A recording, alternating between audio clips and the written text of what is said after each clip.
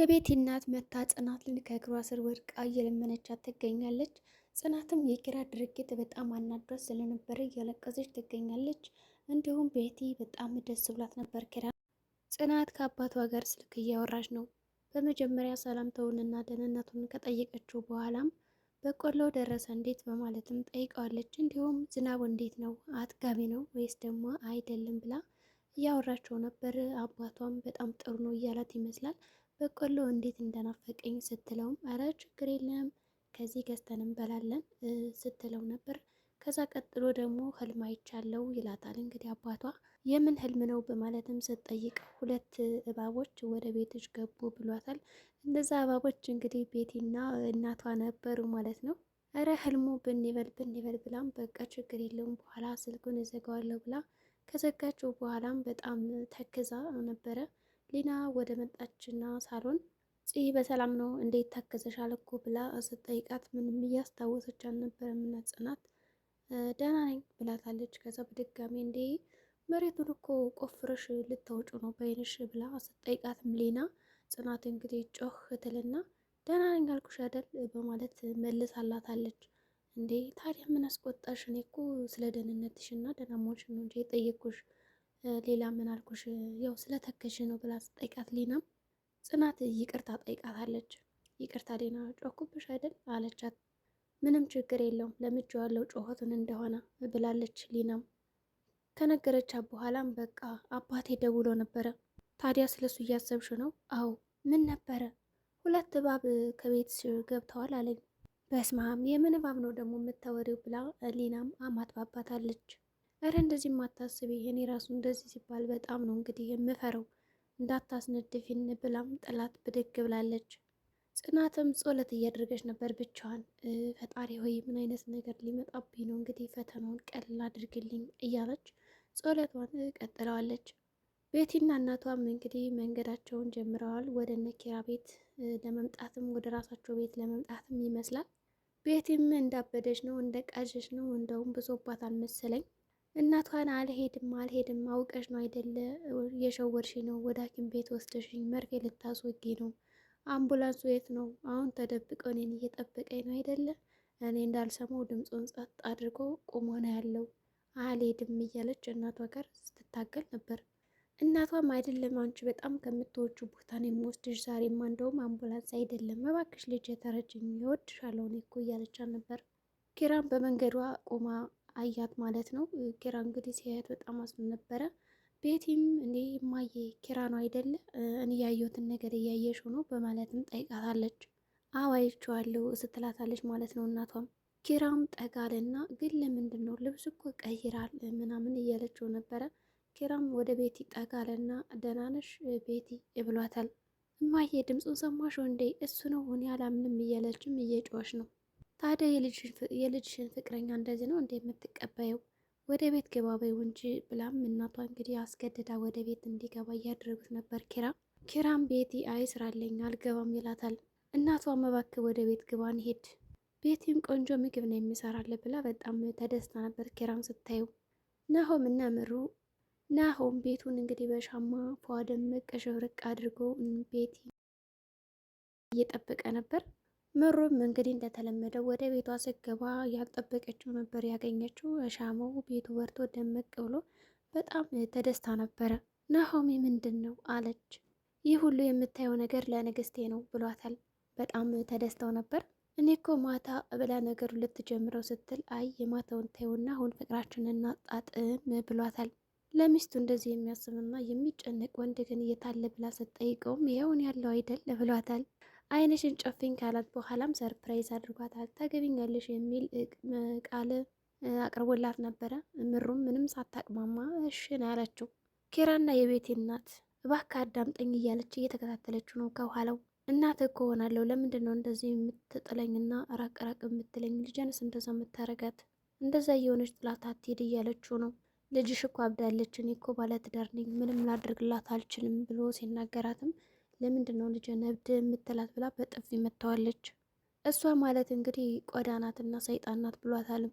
ሚስቴን ልገላት ነበር ልጅንም አሳታኛለች እባክን እያለች አሁንም እየለመነችው ነው። ሁሉም ልጆች ደህና ቦታ ላይ ናቸው። እሷ ብቻ ነች አጉል ቦታ የወደቀችውና እባክህ ቢያንስ እንኳን ለአንድ ሳምንት አብራት ሆነና ጤናዋ ይመለስላት እያለች እየለመነችው ነው። ኪራ በጣም ተጨንቆ ይገኛል። ጨካኝ ትውልድ አለች ጥሏት ሲሄድም።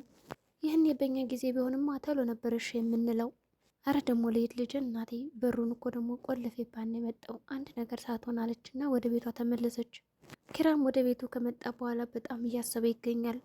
በእኔ የመጣ ነገር በጽናት መጣ ማለት ነው። ጽናትን ደግሞ በድጋሜ ልሰብራት አልችልም።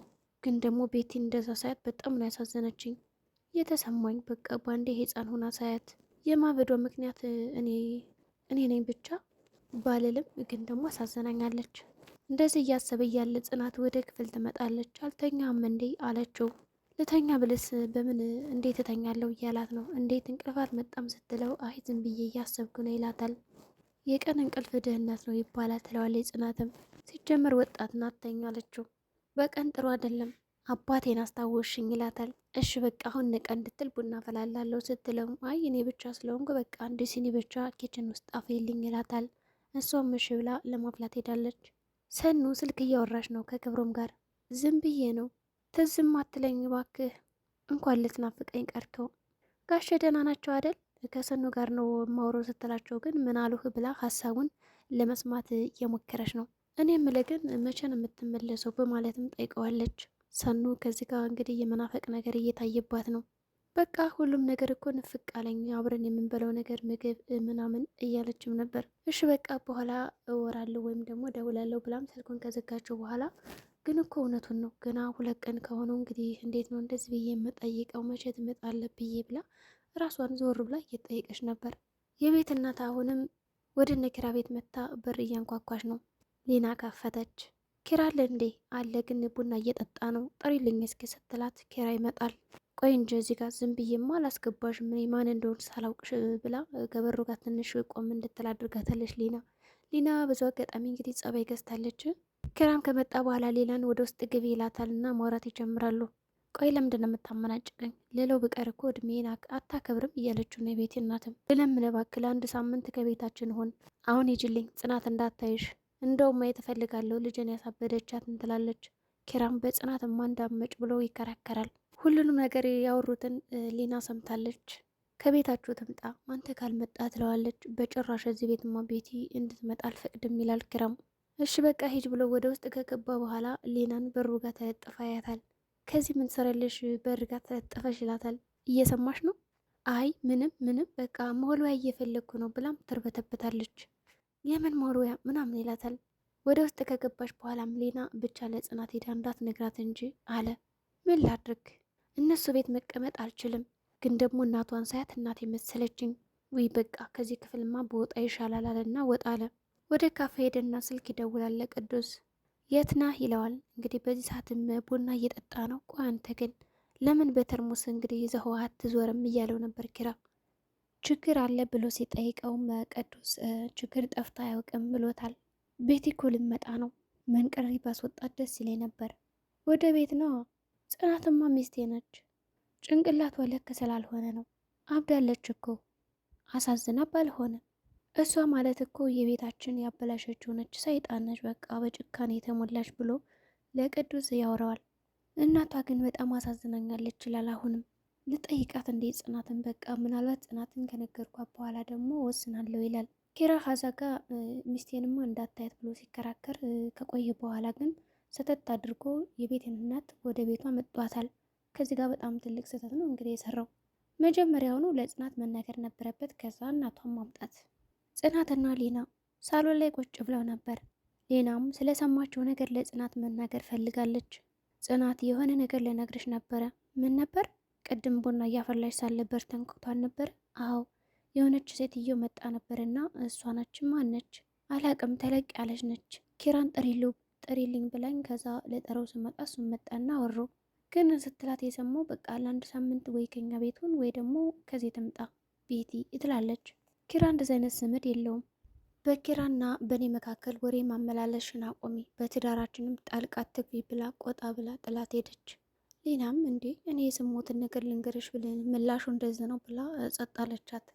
ኪራና የቤት እናት አሁንም እዚህ ምን ትሰሪያለሽ ይላታል። ካፌ ነበር ልጅ እባክሽ በለኝ ተለመነኝ እያለች አሁንም እየለመነችው ነው። ያበደችው እኮ ልጅ በአንተ ምክንያት ነው፣ በእኔ ምክንያት አይደለም ያበደችው፣ ራሷን ባለማሳመኗ ነው። እሺ በቃ አንድ እድል ብቻ ስጠኝ፣ ሚስትህን ላውራት ትለዋለች። በጭራሽ አይሆንም ከእሷ ጋማ እንዳደርሽ ይላታል። ግን እንደምንም አድርጋ አሳመነችውና እሺ ይላል ኪራም።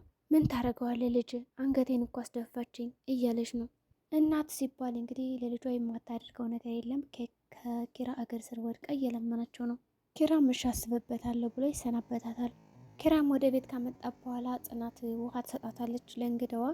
ኪራም ጽናት የምናውራሽ ነገር አለ ቁጭ በይ ይላታል። ጽናትም እንግዲህ ቁጭ ብላ በስስት እያየች እያለ ሊና ቀድም እኮ አየዋት ያልኩሽ ሴትዮ ይችን ነው ትላታለች። ጽናትም ሊና ዝም በይ እስኪ በማይጋዎች ነገር አትግቢ ያለቻት። ጽናቴ አለና ኪራ ጀመረው።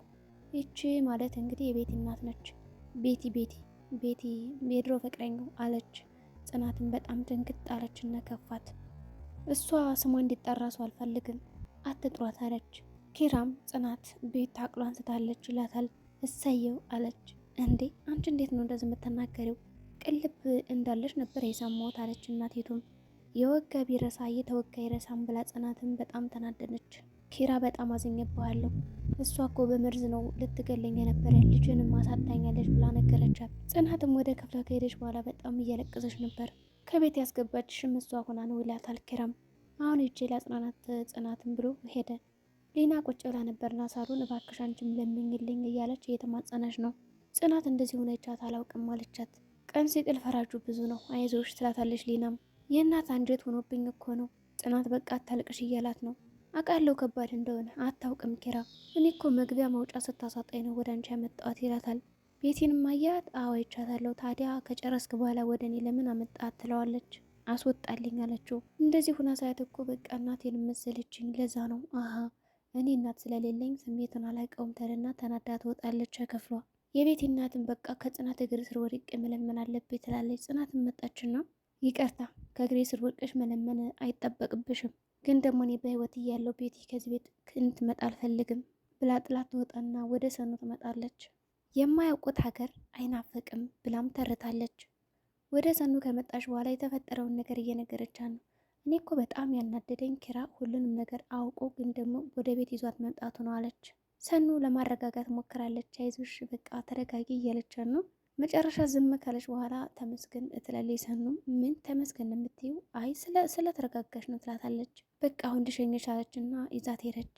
ድራማው በዚህ ነው የተቋጨው። ሰላም ጤና ይስጥልኝ የቻናል ቤተሰቦች። ለዚህ ቻናል አዲስ ከሆናችሁ ሰብስክራይብ በማድረግ ተቀላቀሉ። በቀጣይ ቪዲዮ እስከምንገናኝ መልካም ጊዜ